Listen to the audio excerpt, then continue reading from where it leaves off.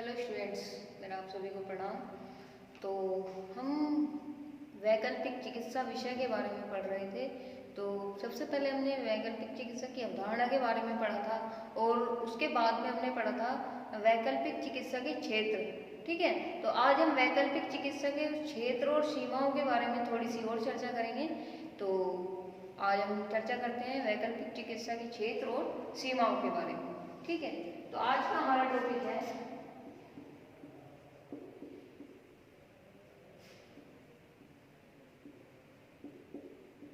वैकल्पिक चिकित्सा के क्षेत्र और सीमाएं।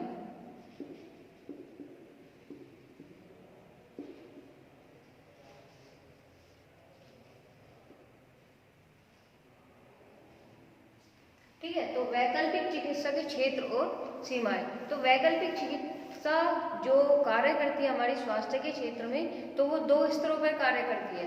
ठीक है, तो वैकल्पिक चिकित्सा में जो है स्वास्थ्य वर्धन का कार्य जो होता है, मतलब स्वास्थ्य के तौर पर जो कार्य होता है वैकल्पिक चिकित्सा का, वो दो स्तरों पर होता है। पहला है हमारा व्यक्तिगत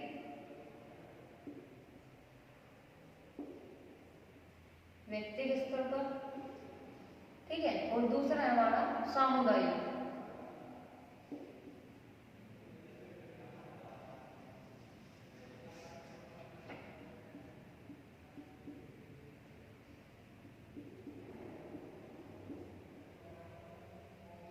सामुदायिक स्तर।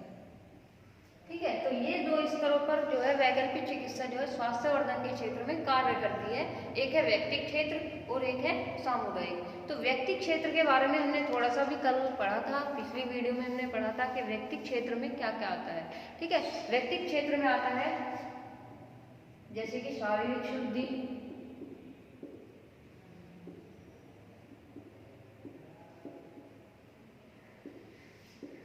उदर प्रदेश की सफाई,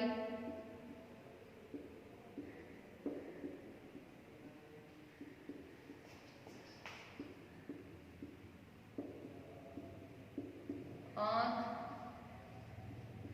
नाक और कान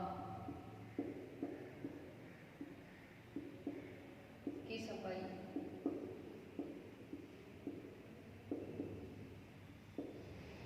नाखून साफ होना, पैरों की सफाई, तेल मालिश। ठीक है, तेल मालिश, नाखून की सफाई,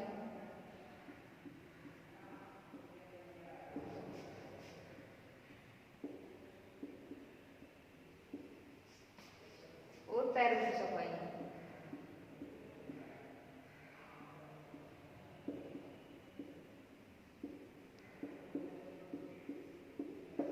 ठीक है, तो व्यक्तिगत तौर पर जो है हम इन सब चीजों में जो है कार्य करते हैं। व्यक्तिगत तौर पर इन सब चीजों में कार्य होते हैं, जैसे कि शारीरिक शुद्धि, उदर प्रदेश की सफाई, आंख, नाक और कान की सफाई, तेल मालिश, नाखूनों की सफाई और हमारी पैरों की सफाई। तो ये व्यक्तिगत तौर पर होता है, मतलब व्यक्ति की जो अपनी इंटरनल जो सफाई होती है, जो क्लीनिंग होती है, वो किस तरह से होनी चाहिए, किस प्रकार हम व्यक्ति जो वैकल्पिक चिकित्सा है वो किस प्रकार हम इनसे कर सकते हैं। तो सर्वप्रथम हमारी शारीरिक शुद्धि होनी चाहिए। शारीरिक शुद्धि में क्या होता है कि शारीरिक शुद्धि जो है बहुत ज़्यादा महत्वपूर्ण होती है, इसलिए शरीर के प्रत्येक अंग की सफाई होना बहुत आवश्यक है। ऐसा होता है कि ज़्यादा गर्मी होने से हमें पसीना अधिक आता है, और पसीना अधिक आता है तो जो हमारे रोम छिद्र होते हैं तो वो उस धूल के कण के द्वारा वो दब जाते हैं, और आने वाले टाइम में जो हमें पसीना आने वाला होता है वो पसीना नहीं आता है। तो उसके द्वारा क्या है, हमारे शरीर में मल इकट्ठा हो जाता है, वो जो मल निकल नहीं पाता है। तो उस चीज के लिए जो है वैकल्पिक चिकित्सा का भी सहारा लिया जाता है, मतलब कि उसके लिए भी वैकल्पिक चिकित्सा प्राथमिक उपाय है। अब आता है हमारा उदर प्रदेश की सफाई। उदर प्रदेश की सफाई भी होनी बहुत ज़्यादा आवश्यक हो जाती है, जिससे कि हमारा पाचन तंत्र सामान्य रूप से कार्य करता रहता है। उदर की सफाई के लिए कुंजल क्रिया सिखाई जाती है। योग और वैकल्पिक चिकित्सा एक दूसरे से बहुत ज़्यादा संबंधित होते हैं, क्योंकि वैकल्पिक चिकित्सा एक योग का ही पार्ट है। योग में ही वैकल्पिक चिकित्सा को लाया गया है, ठीक है। तो इस वैकल्पिक चिकित्सा के द्वारा योग में एक कुंजल क्रिया बताई गई है, तो कुंजल क्रिया के द्वारा हम अपने पाचन तंत्र, हम अपने आमाशय की सफाई कर सकते हैं, तो जिससे कि हमारा जो उदर है, जो पेट है हमारा, वो साफ और स्वच्छ रहता है। इस कुंजल क्रिया के द्वारा भी आप कर सकते हैं। कुंजल क्रिया है, धोती है, ठीक है, इनके द्वारा जो है हम अपने उदर की सफाई कर सकते हैं। अब आते हैं आँख, नाक और कान। इसको बोलते हैं ईएनटी केयर। ईएनटी केयर में क्या होता है कि हमारा जो योग में एक होती है कि रबड़ नीति, जल नीति जो होती है, सूत्र नीति होती है, तो इनके द्वारा क्या है हमारा ईएनटी केयर हो जाता है। इसको ईएनटी केयर बोला जाता है, जल नीति को। तो जल नीति के द्वारा क्या है हम अपने आँख, नाक और कान की सफाई कर सकते हैं। जल नीति में हमारी नीतियाँ होती है रबड़ नीति, सूत्र नीति, ठीक है। तो इनके द्वारा क्या है आँखों इनकी सफाई हो जाती है, और प्लस हम एक्स्ट्रा भी उसमें सफाई कर सकते हैं, जैसे आँखों को धोना, ठंडे पानी से धोना। तो इससे क्या है हमारे जो स्नायु तंत्र होते हैं ना, स्नायु तंत्रों से जो है मस्तिष्क को अतिरिक्त बल मिलता है, ठीक है। जब हमारे आँख धोने से आँख की सफाई होती है, तो स्नायु तंत्र जो हमारे आँख के होते हैं उनसे मस्तिष्क को और ज़्यादा बल मिलता है, ठीक है। इसी तरह नाक के दोनों छिद्रों में एक ऐसा तरल पदार्थ लगा होता है जो बाहर से प्रवेश करने वाले रोगाणु जो होते हैं, कीटाणु जो होते हैं, उनको नष्ट कर देता है। यदि मैल या गंदगी जम जाती है तो उसका प्रभाव कम हो जाता है। अगर हमारी नासिका छिद्र की सफाई हो जाती है, जलनेची से अगर हम कर लेते हैं, तो हमारे नाक के अंदर एक ऐसे रोगाणुओं को खत्म करने की एक शक्ति होती है, ठीक है, जो इन रोगाणुओं को खत्म कर देती है। और अगर धूल और कण हमारी नाक में जमा हो जाते हैं तो क्या है वो उन रोगाणुओं को खत्म करने की जो उनकी क्षमता होती है वो थोड़ी सी कम हो जाती है। तो इसी तरह से वैकल्पिक चिकित्सा में अंतर्गत योग चिकित्सा में जल नीति पर विशेष बल दिया जाता है। तो इसीलिए नाक के दोनों छिद्र साफ हो जाते हैं और पूरी वायु फेफड़ों को मिलती रहती है। मतलब कि अगर हमारी नासिका छिद्र के जो छिद्र है वो साफ और स्वच्छ रहेंगे तो क्या जो बाहर की वायु अंदर प्रवेश करने वाली है वो आसानी से प्रवेश कर पाएगी। तो इसीलिए हमें वैकल्पिक चिकित्सा में क्या है आँख, नाक और कान की सफाई भी बहुत महत्वपूर्ण होती है। मतलब कि इस वैकल्पिक चिकित्सा के द्वारा हम अपने ईएनटी केयर की शुद्धिकरण कर सकते हैं। अब आते हैं तेल मालिश। तेल मालिश में क्या होता है, हमारी त्वचा होती है, त्वचा के अंदर जो है ना दो भीतरी ग्रंथियां होती है, एक होती है तेल की ग्रंथि और दूसरी है पसीने की ग्रंथि। तो तेल की जो ग्रंथि होती है वो शरीर को चिकना और मुलायम रखती है, ठीक है। साथ ही उसका अगर हमारी जब हम तेल मालिश करते हैं तो क्या होता है कि हमारा शरीर चिकना होता है, मुलायम हो जाता है, और जो भी एक्स्ट्रा जो भी थकावट होती है हमारे शरीर की वो दूर हो जाती है। और जो हमारा रक्त रुका हुआ रहता है किसी ठंड के कारण या किसी भी कारणवश हमारा रक्त रुका हुआ था, तेल मालिश से वो रक्त का संचालन भी हमारा ठीक से होता रहता है। तो इसीलिए क्या कहा जाता है कि वैकल्पिक चिकित्सा के अंतर्गत प्राकृतिक चिकित्सा में मालिश एक चिकित्सा पद्धति भी है। मतलब कि एक चिकित्सा पद्धति है मालिश कुछ रोगों को ठीक करने के लिए, कुछ बीमारियों को ठीक करने के लिए। तो इसीलिए ये एक प्राकृतिक चिकित्सा का भी पार्ट है और वैकल्पिक चिकित्सा की पार्ट है। तो ये सारी चीजें हमारे योग के अंतर्गत आती है, ठीक है।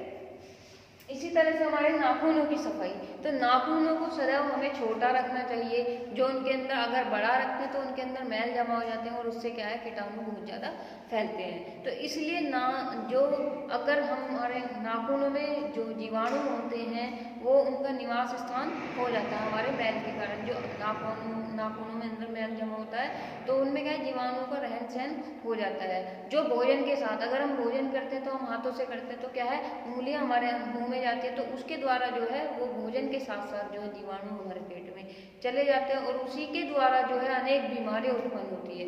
तो इसीलिए कहा जाता है कि अपने नाखूनों को हमेशा स्वच्छ रखना चाहिए। अब आगे चलते हैं हमारा पैरों की सफाई। तो पैरों की सफाई में क्या था कि गर्म जल से पैरों की सफाई करनी चाहिए। अगर हमारे पैरों के नाखून भी कटे होने चाहिए, पैरों की उंगलियों में मैल जमा होता है उसको भी साफ करना चाहिए। और इनको अगर हम साफ नहीं करते तो चर्म रोग जैसे कि दाद वगैरह जो हो जाते हैं तो वो इस गंदगी के कारण ही होते हैं। तो इसलिए वैकल्पिक चिकित्सा में व्यक्तिगत तौर पर शुद्धिकरण बताया गया है, अपने शरीर का शुद्धिकरण कि किस तरह से हम अपने नाखूनों को, अपने पैरों को, अपने उत्तर प्रदेश को, हम कैसे हम अपने शरीर को साफ और स्वच्छ रख सकते हैं। ठीक है, तो ये था हमारा व्यक्तिगत तौर पर। अब आगे चलते हैं हम, और इसमें क्या है, इसमें हमारी सही आदतें भी होनी चाहिए। सही आदतें हमारी कैसी होती हैं कि व्यक्ति को हर कार्य क्षेत्र में व्यक्ति की सही आदतों का विकास करना चाहिए। अगर हम किसी भी फील्ड में हम वर्क करते हैं, किसी भी फील्ड में हम जॉब करते हैं, तो उसके लिए हमारी आदतें बहुत अच्छी होनी चाहिए।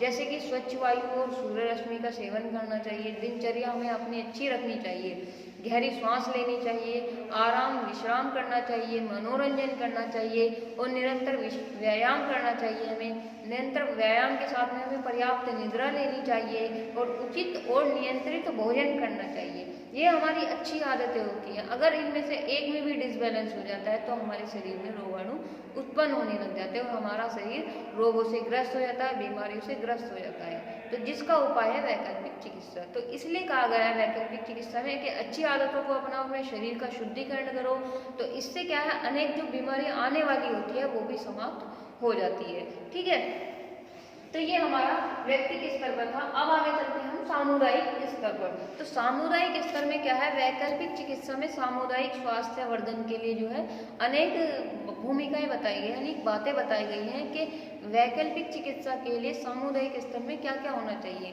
ठीक है, तो पहला है सामुदायिक, मतलब कि समाज के स्तर पे हमारा क्या क्या होना चाहिए। पहला है स्वास्थ्य शिक्षा।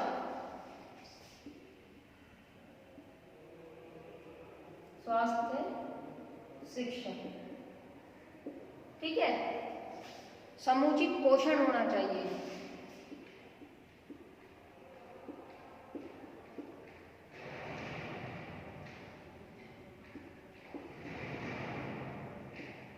समुचित पोषण होना चाहिए, सुरक्षित जल आपूर्ति होनी चाहिए,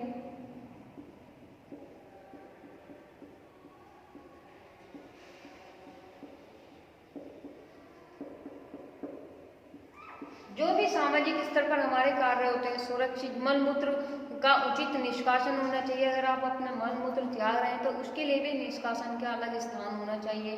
ठीक है,